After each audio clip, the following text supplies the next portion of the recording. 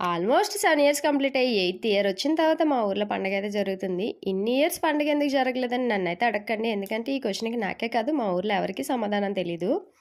ఇంక పండగ అంటే చుట్టాలు కదా! చుట్టాల కోసం మా అమ్మ పిండి వంటలయితే ప్రిపేర్ చేస్తుంది. ఇక చూస్తున్నారు కదా! మార్నింగ్ నుంచి ఆ జంతికలన్నీ నేను మా అమ్మ వేసాము. ఇంక ఈవినింగ్ అయ్యేసరికి మా అత్త వచ్చి హెల్ప్ చేస్తుంది. మా అత్త అంటే మా డ్యాడీ వాళ్ళ చెల్లి. మా పెద్దత్త వచ్చి హెల్ప్ చేస్తుంది. సో, అందుకని నేనైతే వీడియో తీసుకోవడానికి నాకు ఇప్పుడు టైం అయితే దొరికింది. ఇంక పండుగ రోజు మార్నింగే చూస్తున్నారు కదా! వంటలన్నీ చాలా స్పీడ్‌గా జరిగిపోతున్నాయి. ఇతను శ్రీను గారు మా ఇంట్లో ఏ ఫంక్షన్ అయినా సరే ఇతనే చేస్తారు. చాలా చేస్తారు వంటలైతే ఇంకా.